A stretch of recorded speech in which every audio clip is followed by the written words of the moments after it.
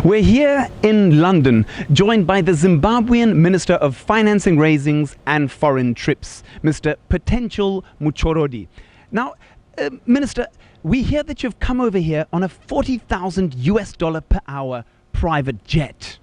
Why the expense?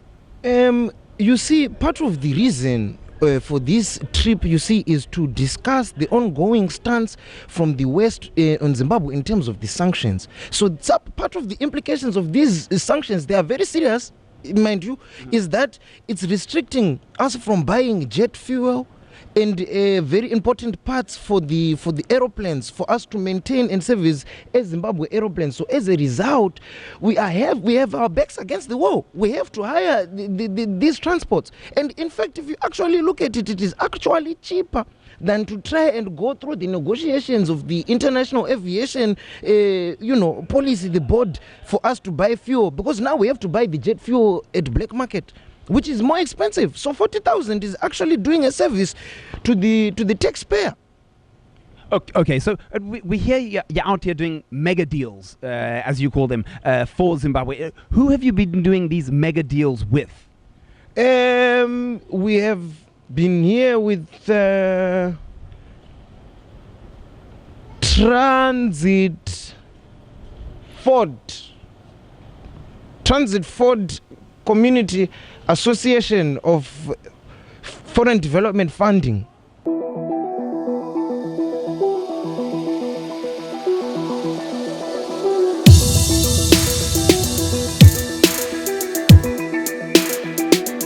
Ladies and gentlemen, comrades and friends, welcome to the week with me, Comrade Fatso. And it's been a tragic week where a cyclone hit Zimbabwe. First, a moment of silence for those who lost their lives because of Cyclone Idai. Cyclone Idai hit Zimbabwe this week with devastating effects, leaving at least 98 people dead and hundreds missing. So what did our president do? ED decided to go to Abu Dhabi to polish up his golf. Well, there's his disaster policy and his golfing, and we know that there's a hole in one. People were up in arms asking why the president would leave the country during a national disaster. But comrades, it's very strategic. He left so he could say, I cut my trip short and now I'm back.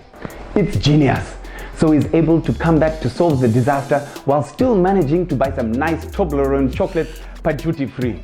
But on the real, over the last 6 months, we've had a cholera outbreak, water shortages, and now a cyclone.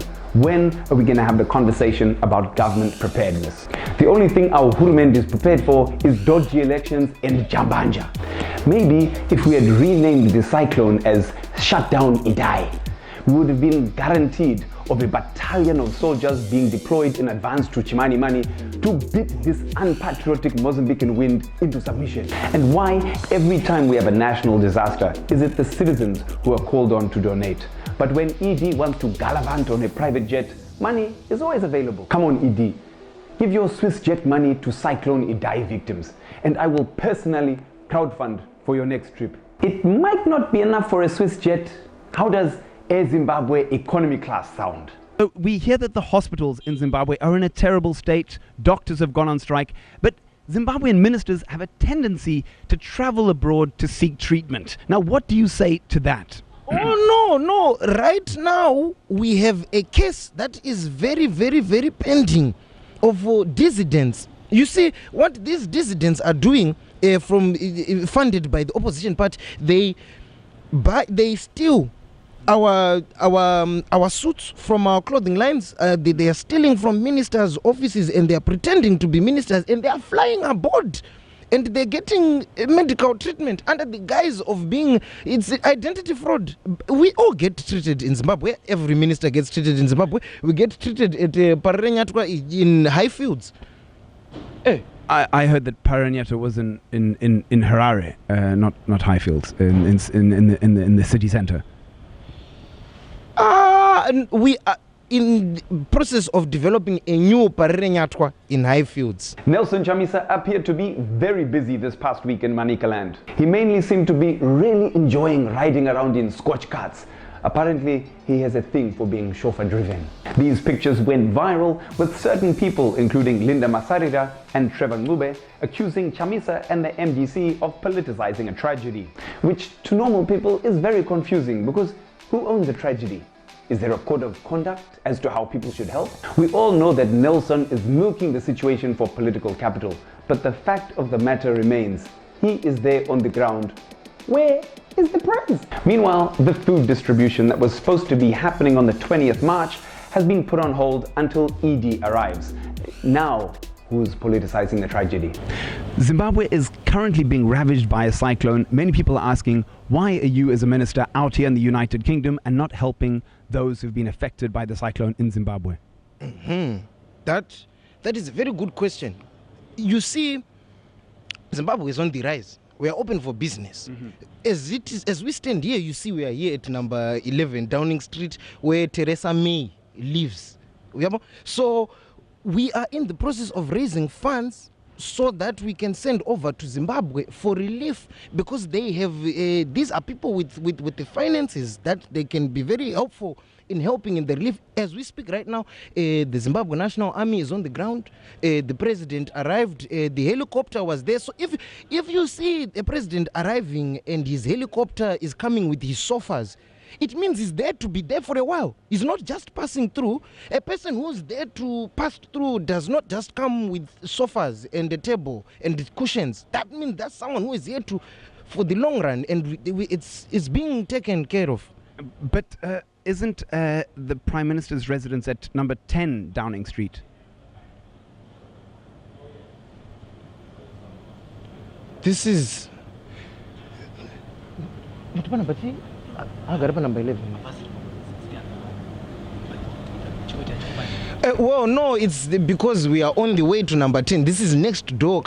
So number 10 is just coming up. We were just passing through in passing just to see how the residents, because you go to Rome, do what the Romans do. This week, Health Minister Obadiah Moyo was like, "Don't worry, doctors, I have supplies for you."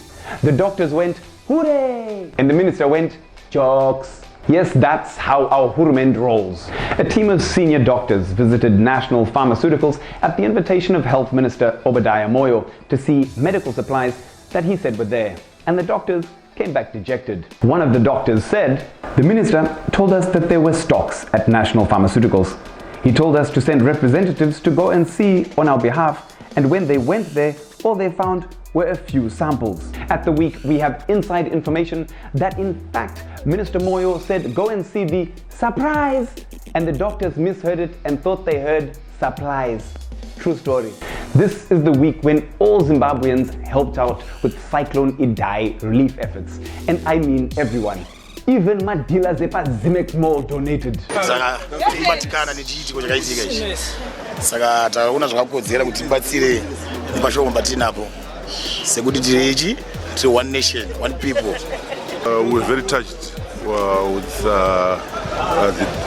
the issue, the cyclone, and we just try to tackle the problems as our problems as well. Fungo idzawo mshuri munge takaona ma videos uyezve takanzwa nenyaya yemvura iri kwanda kwanga yakaita, saka zvasumudza moyo yevanhu kuti vabise mbatya dzavainadzo kuti vanhu vavo vakwanise kuona chinovabatsira panguva ino vakaomeka kudai so. So comrades, when you see these guys at Ximex doing deals, they are not just doing it for themselves, they are doing it for the nation.